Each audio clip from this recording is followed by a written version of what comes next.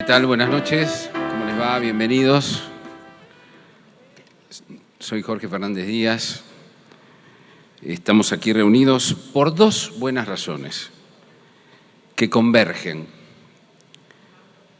Charlar en el marco de la nueva literatura iberoamericana y presentar de paso la novela de un escritor argentino. Nos acompañan narradores, poetas y ensayistas de las dos orillas, de América Latina y de España. En principio, por supuesto, Mario Vargas Llosa, que no necesita presentaciones.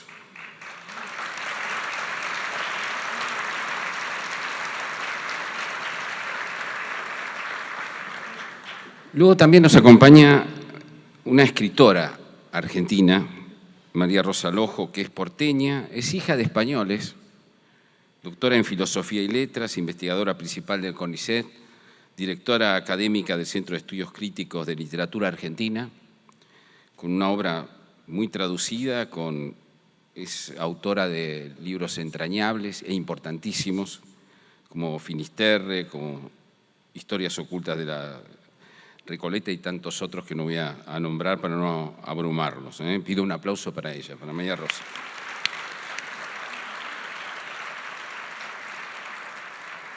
También está en esta mesa un gran poeta español, Luis Alberto de Cuenca, además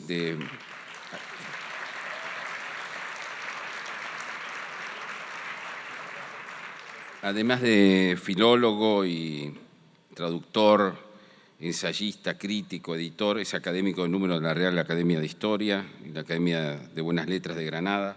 Ha traducido textos del griego clásico, latín medieval, francés medieval, impresionante realmente, ¿no?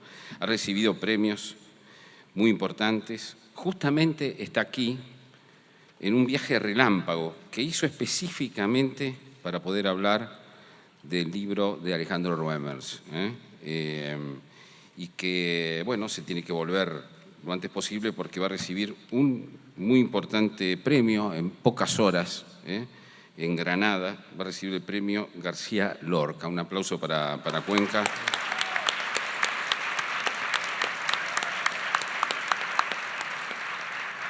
Me trago sus títulos porque son múltiples, son maravillosos, y algunos frikis como yo, de la Argentina, además lo conocemos por pertenecer a una de las más brillantes tertulias cinematográficas que les recomiendo, que están en YouTube, todas ellas, que conduce José Luis Garci, de cine clásico desde hace muchos años, y Cuenca, además de ser un gran escritor, es un cinéfilo impresionante que le aporta muchísima inteligencia a esto que amamos, que son las viejas películas con las que fuimos felices. Y está, por supuesto, también con nosotros uno de los protagonistas de esta noche, que es Alejandro Roemers, que nació en Buenos Aires.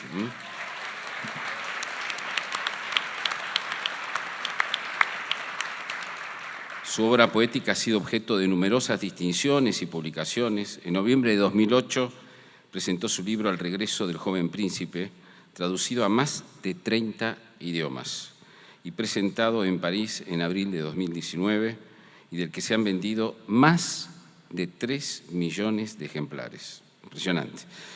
En marzo de 2010, la legislatura de la Ciudad de Buenos Aires lo nombró personalidad destacada de la cultura. Ha sido homenajeado por la Cámara de Diputados, por el Senado de la Nación. Desde 2013 preside la Fundación Argentina para la Poesía. Y en 2016 obtuvo el Gran Premio Anual del Instituto Literario y Cultural Hispánico. El 16 de mayo presentó su libro Sonetos del Amor Entero en el Teatro Real de Madrid y publicó en Grijalbo su novela policial, psicológica, muy interesante, Morir lo necesario. Antes de cederles la palabra, un pequeño aporte personal para mostrar el marco general, ¿no? Acerca de las novedades, Mario, las novedades que plantea la literatura iberoamericana, ¿no? Creo que uno de los acontecimientos del momento es el protagonismo que significativamente viene teniendo la escritura femenina, en todas sus variantes, con cada vez más lectores en todo el mundo y con una calidad literaria muy alta, muy alta. En nuestro país destacan algunas escritoras argentinas muy interesantes, como Mariana Enríquez y Samantha Schweblin, que han hecho resurgir el género fantástico, aunque por cuestiones generacionales no solo como herencia de Poe y de Borges o de Silvina Ocampo, sino también de Stephen King y de otras expresiones de arte popular. También ha descollado últimamente en Iberoamérica la denominada literatura del yo, o la denominada autoficción, que ha dado excelentes novelas en Europa y América Latina. Es también muy relevante la consolidación de la crónica novelada latinoamericana, el periodismo como una de las bellas artes. Y en los bordes mismos de realidad y ficción, su primo hermano, que es la llamada novela verídica. Hay 3 escritores que la practicaron con resultados brillantes y que le gustan mucho a Mario Vargas Llosa. Hoy lo tuvimos aquí mismo, a Javier Cercas, que escribió Soldados de Salamina, Anatomía de un instante y El impostor. Mario considera que son 2 obras imperecederas de la literatura española. Y también, qué sé yo, Héctor Abad Faciolince, con El olvido que seremos, la recientemente galardonada por Vargas Llosa, Volver la vista atrás, de Juan Gabriel Vázquez, colombiano. Todas ellas son historias verídicas donde se unen la ficción con la política. Tal vez en ese sentido siga faltando la novela del gran tirano latinoamericana del siglo XXI, que no es el mismo que aquel del siglo XX que también retrataron los autores del boom. Por entonces los dictadores eran militares y de derecha, hoy son claramente de izquierda, y por ahora no tienen quien les escriba. Falta la novela del tirano del siglo XXI. Alguien la va a escribir seguramente. Dejé a propósito para el final el género policial, que cuenta con cada vez más adeptos y más autores relevantes en toda Iberoamérica. Sergio Ramírez, Premio Cervantes, se ha tenido que exiliar por muchas causas, pero principalmente por haber escrito una novela policial que reseña casi en tiempo real los siniestros crímenes del régimen de la familia Ortega en Nicaragua. El policial latinoamericano ha colocado al Estado, su policía, sus funcionarios, sus espías, sus políticos, en el clásico rol del asesino. Y eso ha resignificado y ha significado un cambio copernicano con respecto a otras corrientes del género. Se puede decir que al menos una parte del policial español, precisamente con las últimas incursiones del propio Cercas y del latinoamericano, han convertido la novela negra en el gran género sociológico del presente. Más que descubrir al asesino, se trata de describir minuciosamente la jungla de asfalto y sobre todo las entretelas del poder. El policial latinoamericano también ha ahondado en la psicología y aquí precisamente tenemos un excelente ejemplo en la novela de Alejandro Roemers. Hablaremos de ella también en el curso precisamente de esta conversación, que es en gran parte la presentación de su libro. No quiero acaparar la palabra, solamente cederla a mis compañeros de mesa y en principio a Mario Vargas Llosa.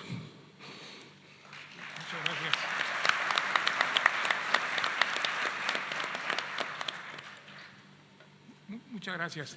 Yo creo que la narrativa en general y la novela en especial viven un momento muy positivo en América Latina. Creo que la abundancia no refleja exactamente la calidad de los relatos, de las novelas que están publicándose un poco en toda América Latina, y creo que la presencia de la mujer es muy importante en esta última época. Creo que han salido muchas escritoras, principalmente en Argentina, que renuevan la literatura de tipo fantástico, por ejemplo, que sitúan las historias en lugares distintos y que tienen que ver mucho con los oficios. Precisamente sobre esto me interesaría entrevistar a Alejandro Römers. Él es un empresario y, sin embargo, al mismo tiempo es un escritor. Es un escritor que ha cultivado la poesía, que ha cultivado la novela, y no he sentido en ningún momento una incompatibilidad entre ambas cosas.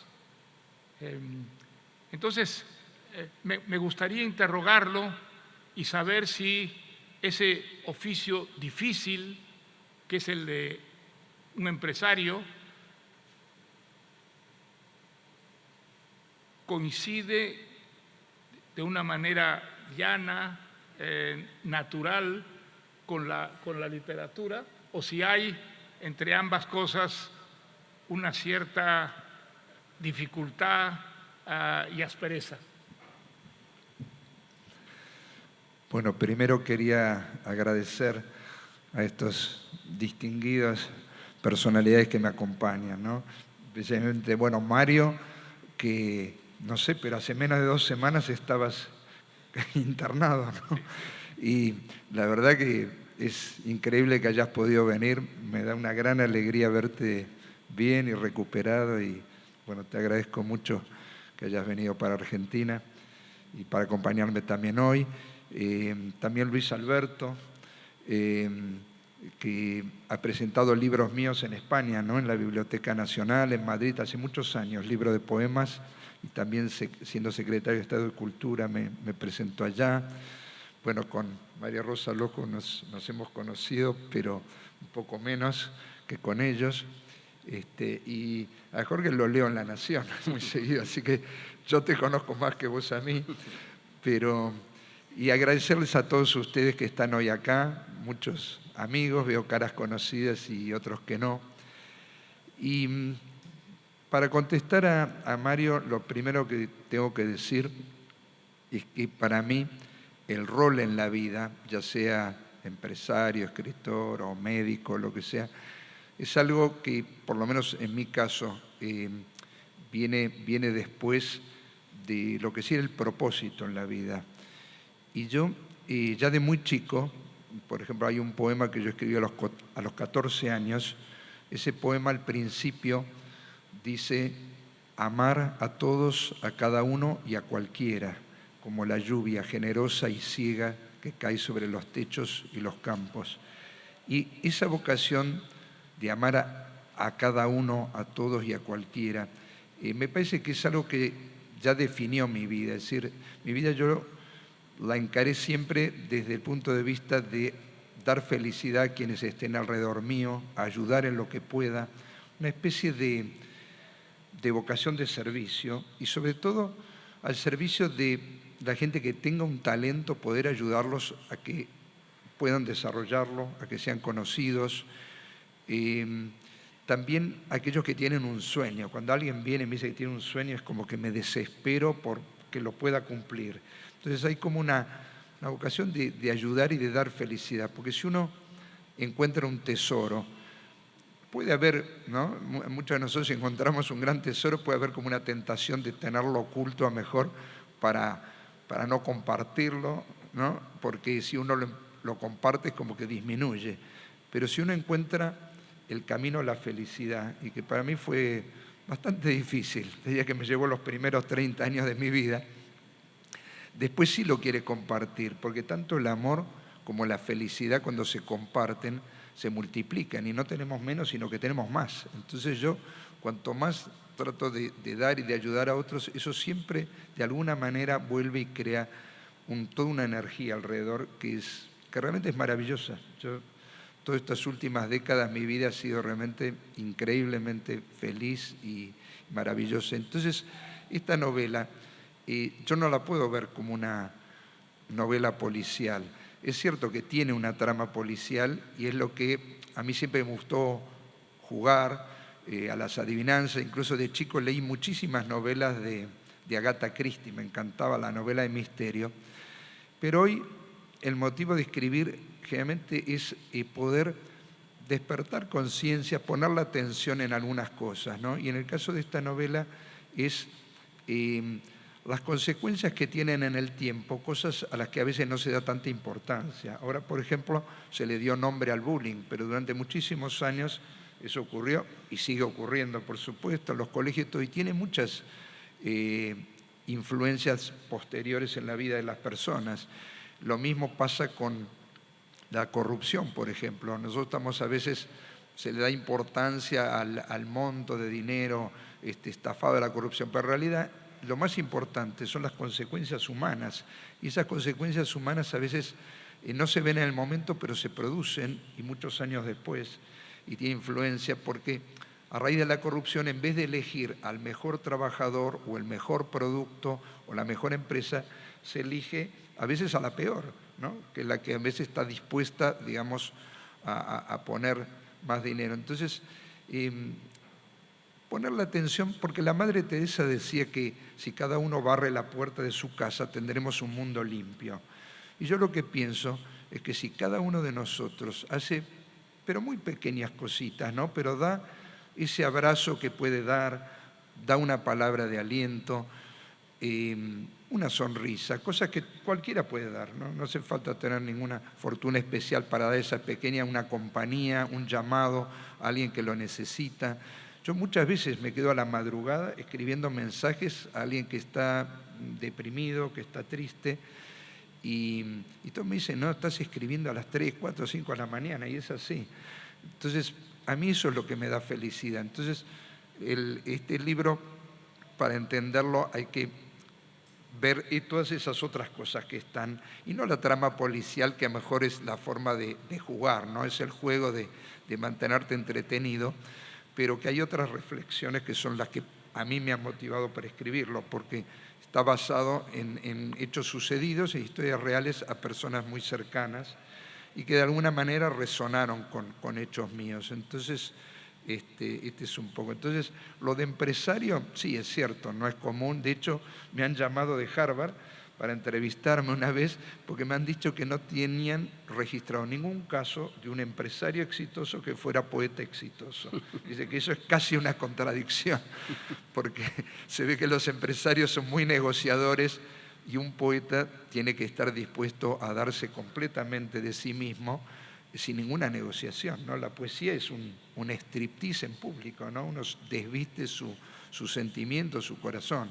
La novela un poco menos, porque uno, bueno, se esconde atrás de personajes y demás que no necesariamente lo representan a uno, pero en la poesía no, es uno. Y la veo acá a mi mamá, que realmente es una alegría que hoy me esté acompañando.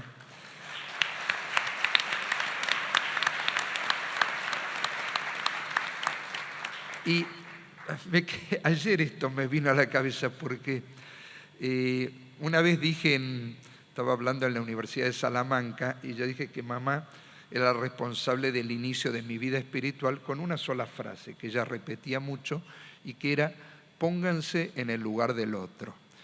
Eso de ponerse en el lugar del otro es fantástico como enseñanza espiritual, porque uno ya no se cree el dueño de la verdad, empieza a ver la vida desde otras perspectivas, y sobre todo a mí me despertaba mucha compasión con la gente que trabajaba. Por ejemplo, en nuestra casa teníamos una señora española que nos crió de chicos, asturiana, y que ella había perdido su novio en la guerra civil, y bueno, estaba sola, emigró a otro país.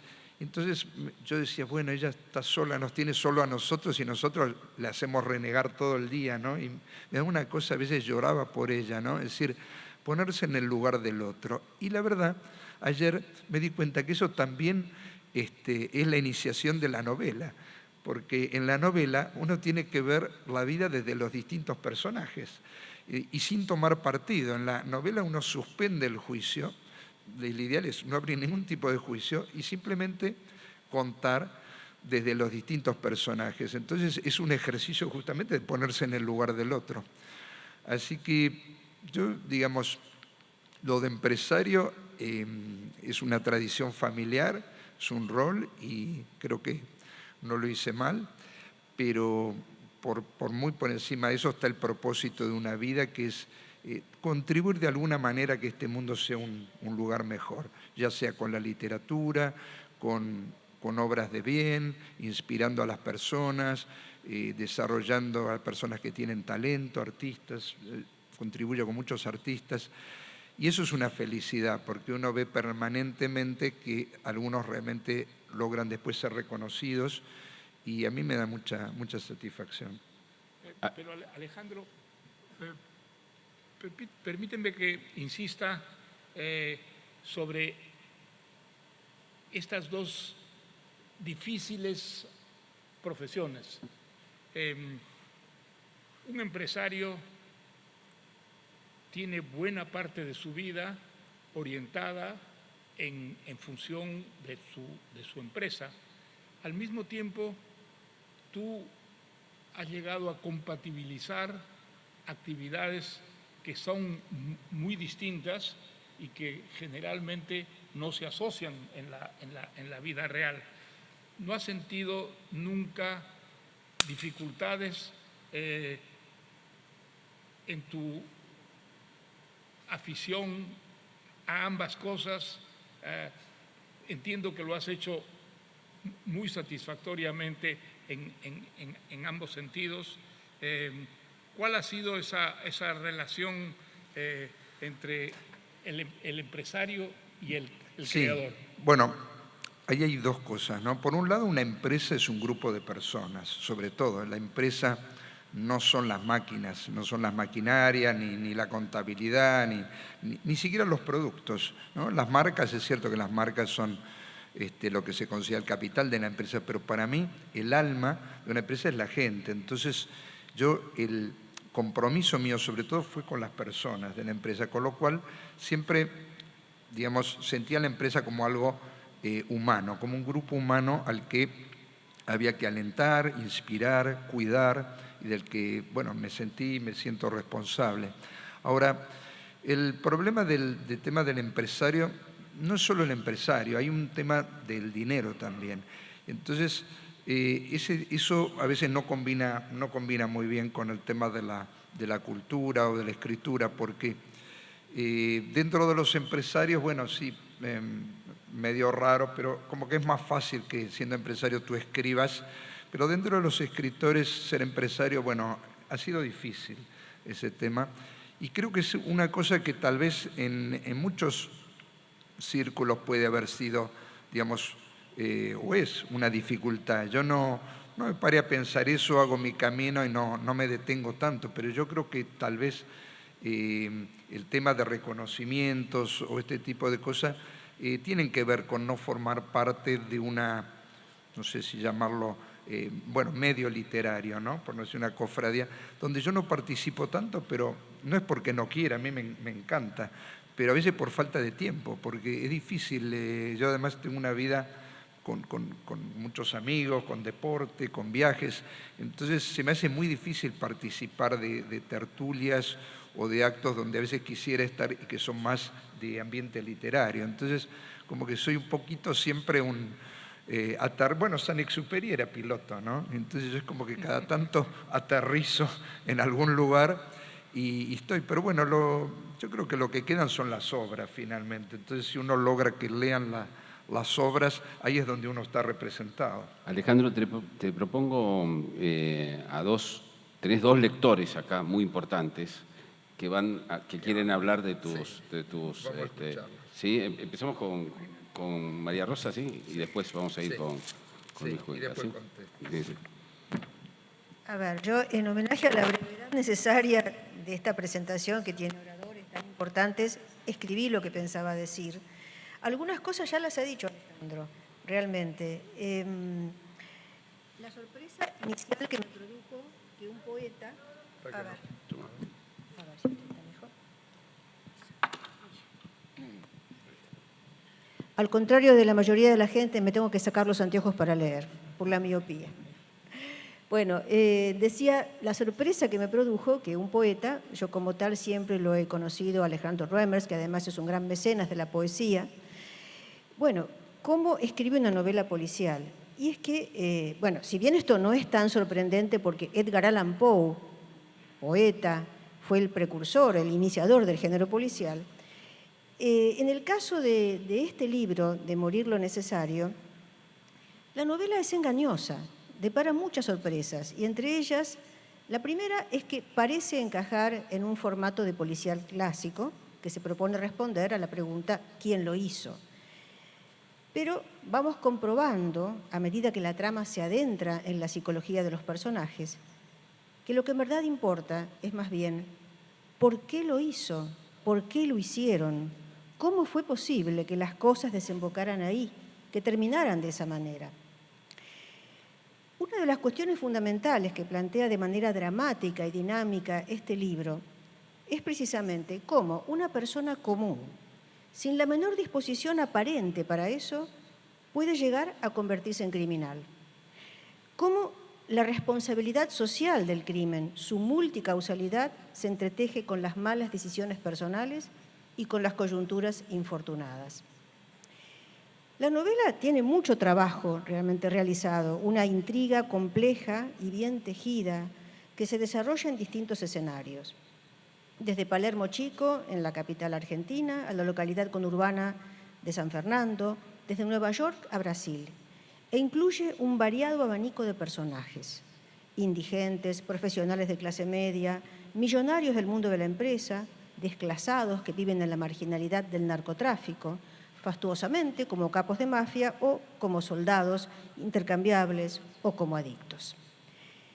En el medio de todo está la fisura de la pandemia, que impide el retorno de Miguel Alvarado, uno de sus protagonistas, desde Nueva York a Buenos Aires. Al menos le impide el retorno por las vías habituales. No tiene recursos, no puede conseguir un pasaje y termina haciendo una increíble travesía por mar en un velero clandestino, que lo pondrá en conexión con el mercado internacional de la droga. No voy a ser tan grosera como para cometer spoilers en una presentación, así que voy a dejar a los futuros y seguramente muchos lectores que va a tener este libro el placer de ir armando por su cuenta el ingenioso rompecabezas que la novela proporciona y que es parte de su seducción. Pero quisiera referirme a algo fundamental, los conflictos humanos que la vertebran, que la configuran como una intensa novela psicológica. La narración se focaliza en la mirada de dos protagonistas, el joven Miguel Alvarado y el detective veterano Luis Fernández. Nunca se conocerán entre sí. Miguel llega a Fernández ya como un caso para investigar, solo después de su muerte.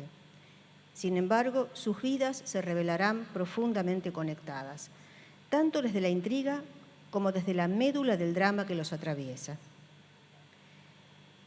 La relación del padre con el hijo varón, la construcción de la masculinidad tradicional como fundamento de la jerarquía de géneros en la vieja estructura del patriarcado, se pone en jaque de manera radical en Morir lo necesario. Y creo que es una de las razones que hacen de este libro una nueva novela de pregnante actualidad. Hijo único de un matrimonio de clase media, padre médico, madre profesora, Miguel se debate entre el mandato familiar, recibirse, consolidar su porvenir, y su íntimo deseo de ser músico. Sabe que para su padre es un hijo algo decepcionante, un blando, según la expresión despectiva que éste a menudo utiliza, un consentido al que se debe orientar y sujetar para que no malgaste su tiempo en tonterías. Por otra parte, Miguel cae bajo la fascinación de Facundo, su amigo desde la niñez. Este personaje vive por su cuenta, dispone de lujos y recursos económicos de origen desconocido y encarna un ideal de poder y autonomía que parecen a Miguel tan admirables como inalcanzables. Facundo ha protegido siempre a este amigo un poco desvalido. También ha despertado en él sentimientos que Miguel se niega a admitir. Tanto el acoso traumático de sus compañeros en la escuela, el bullying que siempre existió, como bien señalaba Alejandro, donde es objeto de burlas crueles o, en el mejor de los casos, de rechazo y de ninguneo, como experiencias eróticas consensuadas y vividas luego, años más tarde, con Facundo, en una noche transgresora de alcohol y drogas, son recuerdos reprimidos de Miguel que se resisten a aflorar y que emergen en la novela como flashbacks. En estas escenas que la conciencia evita, se ocultan claves del pasado y del presente de Miguel, claves que representan también puntos neurálgicos del orden social. Lo personal es político. Las humillaciones que Miguel ha sufrido y aún sufre remiten a un concepto retrógrado y brutal de la masculinidad. El medio hostil, su precaria o inexistente autoestima, la vergüenza ante sus propios deseos socavan su ánimo y lo convierten en esclavo de la mirada de los otros. Por su parte, el detective Fernández se enfrenta a una existencia solitaria, con escasas gratificaciones materiales y afectivas. Separado, es padre de un hijo a un niño al que dedica una atención oscilante. Se refugia en el trabajo de la agria relación con su ex esposa, que le reprocha su repudio del hijo mayor, Mauricio, por sus inclinaciones homosexuales. Mientras tanto, el detective tiene que aceptar el avance en su propia profesión de otros modelos de género, como el que ofrece la oficial Romina Lacase, personaje secundario, pero siempre activa y presente. Se trata de una joven brillante, vestida como una hippie o un estudiante de artes. Fernández a veces la maltrata, pero la necesita y, en definitiva, la admira. Es justamente un hallazgo de Romina lo que le permite vislumbrar la punta del iceberg que conduce a toda la investigación posterior. Y nos queda la incógnita del misterioso Facundo de Tomaso, ese amigo y ocasional amante de Miguel, que también es un personaje marcado por un vínculo paterno-familiar fatídico. Ha sido un niño huérfano de madre, decepcionado de un padre vencido y alcohólico, un padre que al comienzo de su adolescencia lo deja en la cárcel una noche, donde está por una falta menor. Lo deja junto a delincuentes y policías sádicos para impartir una categórica lección al hijo rebelde. Por supuesto, logra el efecto exactamente contrario al deseado. Claro que ese padre, a su vez, es la víctima de un sistema perverso y fallido. Trabajador laborioso y obediente en su juventud, primero en el sector público, luego en la empresa privada, Leonardo de Tomaso ha sido defraudado, estafado y expulsado por la trama corrupta de esas dos estructuras institucionales en las que depositó sucesivamente su confianza. Y aquí vemos cómo el policial negro también aporta lo suyo. Facundo, vuelvo a este misterio, es el eslabón que une en la intriga novelesca todos los personajes y los crímenes que se van encadenando. Los lectores lo conocemos por sus actos y desde la mirada de otros personajes. No tenemos acceso a su interioridad, como ocurre en cambio con Miguel y con Fernández. A la vez ángel y demonio, mentor y tirano, víctima y victimario, es un héroe claroscuro que arroja sombra y luz sobre los demás. En su ambivalencia, incorpora muchos de los rasgos odiosos y odiados del padre patrón. Desde su misma presencia física se impone por su fuerza. Puede ejercer despiadadamente el poder, la manipulación y el desprecio sobre seres más débiles, a los que maneja como títeres. Por otro lado, sin embargo, quiere reivindicar, a la manera de un filántropo, su nombre de familia, crear canchas de fútbol para los jóvenes en el predio abandonado de la fábrica, un espacio de enorme carga simbólica para él. Es el espacio perdido del trabajo, el lugar testigo de la injusta exoneración y de la degradación de su padre. ¿Qué hubiera pasado si?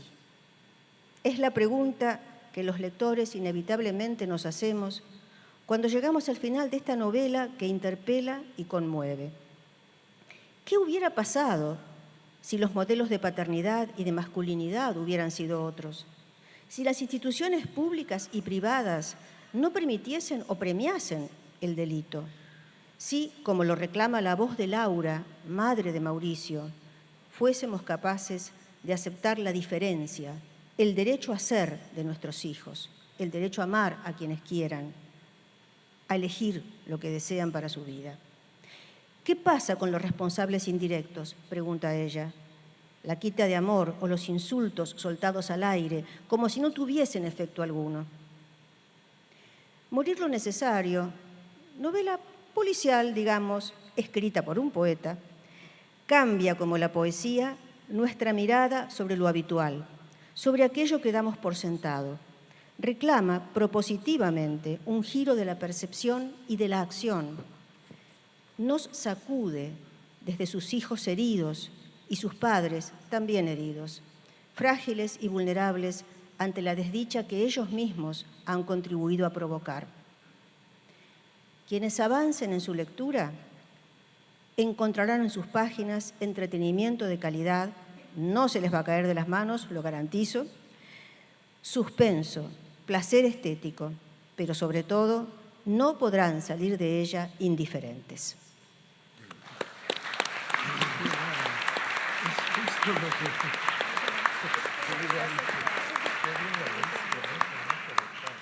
Luis Alberto Cuenca.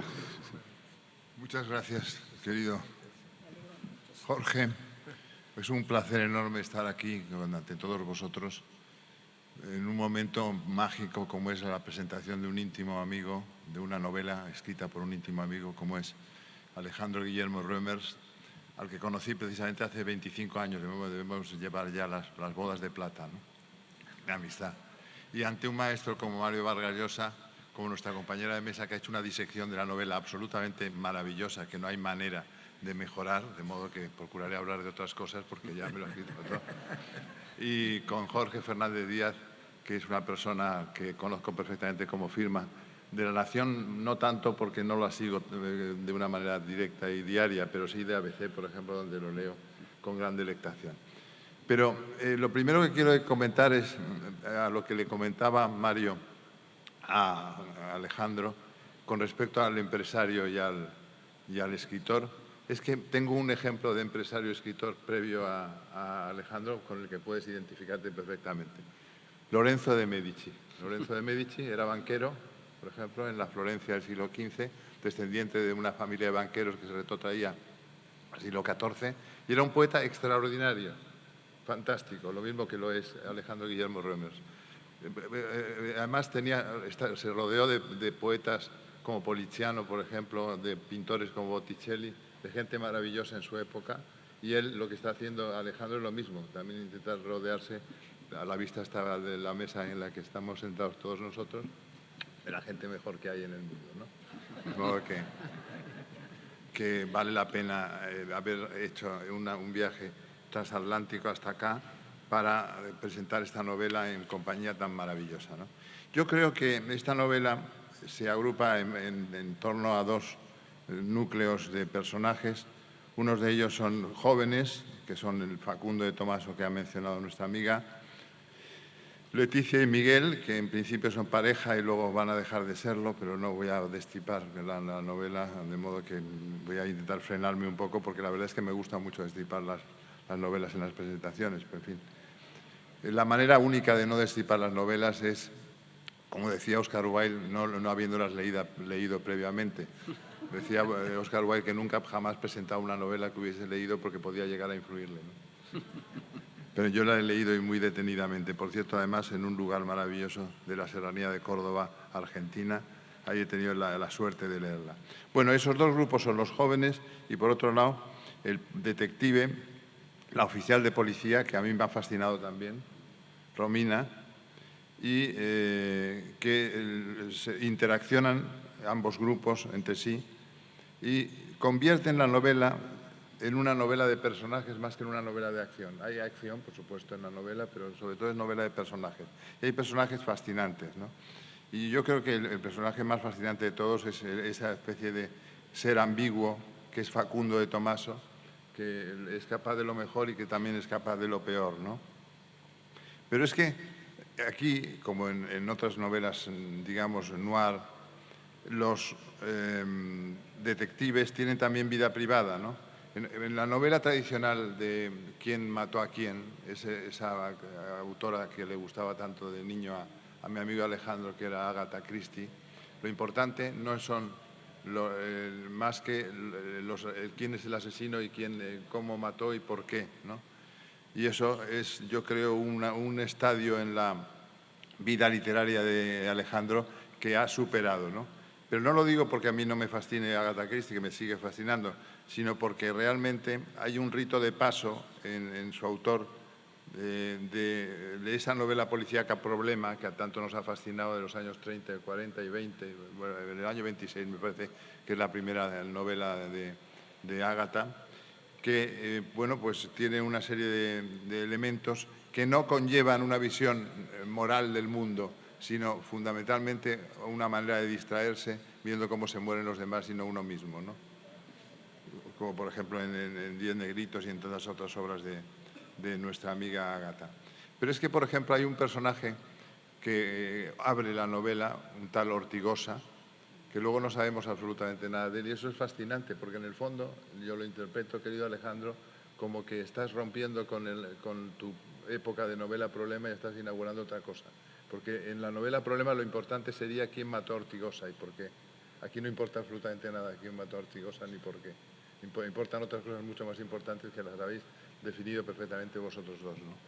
Y son la visión moral de las personas, toda esa educación, por ejemplo, en el odio al diferente, al que es, digamos, raro, al que no es como los demás, que eso se combate totalmente desde las páginas de tu libro, ¿no? Luego hay algo que estás últimamente orientándote a ello en otros proyectos que también tengo la suerte de conocer, que es incluir en tu escritura y en tu manera de expresarte en el mundo los temas más actuales, más como candentes, diríamos, ¿no? Como por ejemplo, aquí la pandemia es muy protagonista, el confinamiento y sus efectos negativos en las personas, por ejemplo, están también aquí. Y por ejemplo, también personajes puros, como Romina Lacase, que es joven, que es idealista, que piensa que la justicia siempre acaba triunfando y que es uno de los personajes más limpios de toda la saga, ¿no? Luego tienes, desde el punto de vista de la organización y de la economía interna de la obra, una estructura muy ambiciosa que incluye hasta 4, me parece recordar, que conté, flashbacks que has utilizado con otro tipo de letra para diferenciarlo de lo demás y que incluyen 3 capítulos enteros, por lo que nos vamos dando cuenta de lo que está pasando, porque realmente hay escenas en la parte final de la novela que si no llega a ser por esos flashbacks no lo llegaríamos a entender, ¿no? Bueno, la estructura, digo aquí, que es férrea, rigurosa, está todo muy bien planteado en cuanto a las causas de sus efectos. Insisto en que es una novela de personajes, sobre todo. Una novela muy bien dialogada. Es muy importante también los diálogos. Desde que leímos aquel cuento maravilloso de Hemingway con el que inauguró su producción literaria, The Killers, que eran 3 páginas apenas, y que tenía los diálogos más fulgurantes que se habían escrito nunca en inglés hasta el momento, pues sabemos lo difícil que es hacer diálogos certeros, auténticos, cinematográficos, diríamos, ¿no? Y tú consigues que dialoguen tus personajes, sobre todo los jóvenes, pero también los policías, con un auténtico talento casi cinematográfico, ¿no? Por ejemplo, Miguel Alvarado, está muy bien estudiado psicológicamente, es muy complejo, muy rico en matices, lo mismo que su amigo, mi preferido en toda la novela, Facundo, que es un triunfador que hace ostentación de su dinero y de su capacidad de seducción tanto en hombres como en mujeres, ¿no? Después, insisto en el tema de lo de la crítica de la sociedad que hay en la novela negra y no en la novela Problema. Tú te criaste, diríamos, leyendo novela Problema, como todos, digamos, los miembros de nuestra generación, aunque evidentemente soy bastante más viejo que tú, pero de todas maneras tenemos muchas cosas que nos unen desde el punto de vista, de los gustos personales. Pues te mueves, evidentemente, en una novela que no es policíaca, que no es tampoco una novela negra, digamos, soi-disant, pero sí es mucho más social que la novela Problema que leíamos en nuestra infancia, ¿no? Y eso sí que no se puede negar ni se puede discutir, porque evidentemente esa visión moral es la que habita también en las novelas de Chandler, de MacDonald o de, qué sé yo, de Hammett y de tantos otros, ¿no? Estamos en un momento en el que nace la novela Problema clásica con Agatha Christie en 1926, quiero recordar, y muy cerca en el tiempo se inaugura la revista Black Mask, donde están las primeras novelas negras, ¿no? De modo que realmente nacen a la vez. Aunque evidentemente tienen muchísimos precursores, como El Caballero Dupin, por ejemplo, que ha mencionado nuestra amiga de Edgar Allan Poe, ¿no? En la novela negra, y en esta novela que no es negra, pero que tiene elementos de novela negra de mi amigo Alejandro, no hay fronteras entre el bien y el mal. Es como la sentencia heraclítea aquella de bien y mal son una sola cosa, se da mucho en la novela negra. Pero eso a mi amigo Alejandro no le interesa en absoluto, porque es un hombre criado y creado para el amor, ¿no? Y eso lo ha dicho siempre y lo hemos defendido siempre todos los que lo queremos, ¿no? Y el amor, evidentemente, no se entiende bien con esa especie de relativismo entre el bien y el mal que vio ya el filósofo de Éfeso, ¿no? El azar, que lo rige todo, sí admite a Alejandro a lo largo de su novela que está precipitando todo lo que está ocurriendo de una manera completamente disparatada, en el sentido de que en un momento dado se produce un caso, una secuencia que si no se hubiera producido no hubiera desencadenado todas las posteriores, ¿no? De modo que hay una visión moral en toda la novela de víctimas inocentes, el bullying que se ha mencionado aquí, o no tan inocentes, porque en el fondo la inocencia absoluta no existe, de decisiones tomadas en falso, que vienen también a desencadenar luego verdaderas tragedias. Y luego el viaje en barco, en esa travesía pandémica, en el momento más álgido, que se dice ahora, que creo que los académicos ya habéis aceptado álgido como momento culmen, ¿no? Aunque antes era helado, ¿no? Solamente, ¿no? Pues en ese momento álgido de la pandemia, en ese viaje a Nueva York, a Buenos Aires, nos regala un personaje que ya conocíamos de Nueva York, que es Willy, que es también, después de nuestro amigo Facundo, mi personaje favorito. Willy me parece un personaje fantástico, muy generoso, que le posibilita a Miguel cumplir con el rito de la música que es tan importante en su vida. Y la verdad es que esos meses que ha tocado la guitarra en el local de Willy, con Leticia a su lado, o no tan a su lado, porque todo es muy relativo, pues son de los momentos más brillantes de su vida, ¿no? De modo que yo creo que la novela es un reflejo perfecto de la angustia que trajo consigo el confinamiento, el no poder viajar, el no poder asistir en sus últimas horas a nuestros seres queridos. Y entre la pandemia y el tráfico de drogas, esos dos temas tan absolutamente actuales, se hacen cómplices en la novela y se convierten en, digamos, no protagonistas, pero sí como ambientes, como escenografías de lo que quiere decir nuestro amigo Alejandro Guillermo Reimers, y es que el mundo todavía puede salvarse si nos queremos, con querernos y soñarnos los unos a los otros, lo dije yo en un poema, en un salón de actos semejantes a este. De modo que esos hechos reales en los que está basada la novela pues nos hablan de la infinita humanidad que tiene su autor y sobre todo de su prodigiosa adaptabilidad a cualquier género. Va a escribir a lo largo de su vida, le deseo una larguísima vida, muchísimas cosas de muy diferentes géneros, porque todo lo puede hacer, porque la voluntad lo puede todo, pero aún más el amor, ¿no? Ama y haz lo que quieras, dijo Agustín de Hipona, y la verdad es que es una de las grandes frases de la humanidad. Muchas gracias.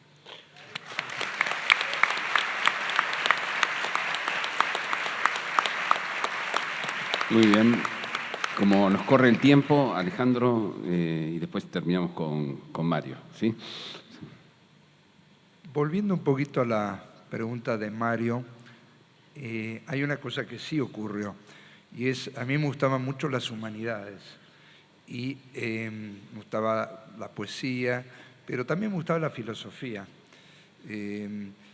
Y bueno, estaba muy tentado de poder estudiar algo de eso, y ahí sí que hubo presión y mandato familiar por el lado de mi padre, porque claro, él valoraba mucho el tema del negocio y bastante menos el tema de la poesía, ¿no? Como el caso de Miguel acá con la música y la guitarra. Y justo hoy, antes de venir para acá, vino a casa un amigo de muchos años que no podía venir, pero me quiso saludar hoy. Y él me decía, bueno, al final me dice, te diste el gusto, ¿no? Porque yo me acuerdo, cuando nos conocimos, vos estabas entre dedicarte a la literatura y decirle que no a tu padre y al tema de la empresa, o entrar en la empresa. Dice, y al final hiciste las dos cosas, ¿no?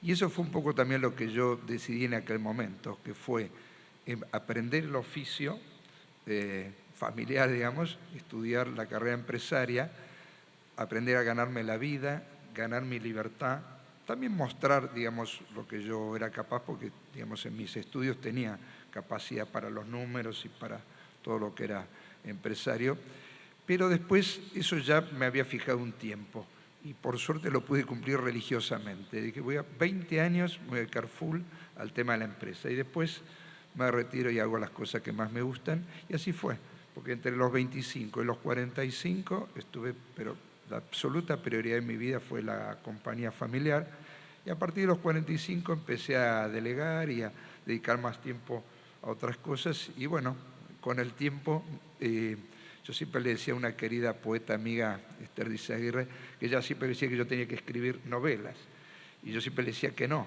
Y ella decía, sí, tenés que escribir porque a vos te gusta contar historias, y es cierto, me gusta contarlas, tengo muchas historias en mi vida, pero siempre le decía que la novela era para un escritor profesional, que yo ni tenía tiempo ni tampoco quería, digamos, escribir para entretener o para, digamos, vivir de la literatura, y que a mí la poesía era lo que me gustaba más, que era más breve. Yo en cualquier momento podía escribir un poema, que una novela era mucho trabajo, y realmente lo es,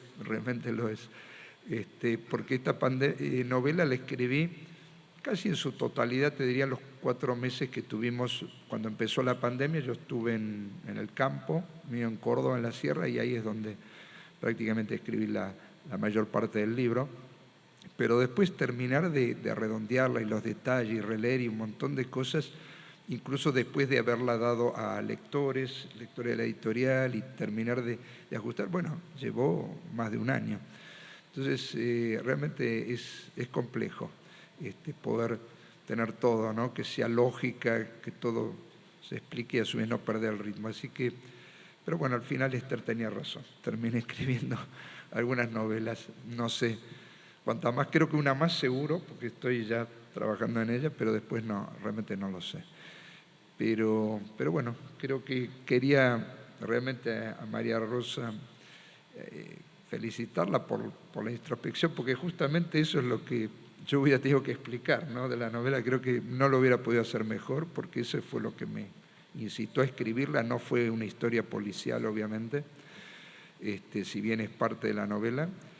Y bueno, y Luis Alberto, que mientras la leía estábamos ahí, hemos comentado y pudimos compartir algunos aspectos. De paso te cuento que sí está explicado cómo murió Ortigosa, pero no lo vamos a decir, pero sí está en la novela. ¿En serio? Cómo ha muerto y quién lo enterró, ¿sí? Sí, está todo, no hay, O sea que no ha quedado cabos sueltos. alguna página no he leído entonces de la novela. Hay que releer. Pero no, Está María, está yo luego te lo exculpado, cuento, luego te lo cuenta, cuento. por Está favor. exculpado. Muchas gracias. Gracias a todos. Mario, ¿querés terminar vos? Bueno, y se despide porque ya no tenemos más tiempo, Mario Vargallosa. Bueno, yo creo que la conclusión es que cuando uno tiene una vocación, la saca adelante contra todos los obstáculos. Y creo que el caso de Alejandro es muy interesante, porque probablemente ustedes no conozcan el caso de un empresario que sea al mismo tiempo un poeta y un novelista. Seguramente en la literatura hay todos los casos posibles, pero en el medio nuestro, en el medio en el que nosotros nos movemos, es realmente un caso bastante excepcional. Bueno, muchísimas gracias. La novela se llama Morir lo necesario, de Grijalvo. Gracias a todos ustedes. Buenas noches.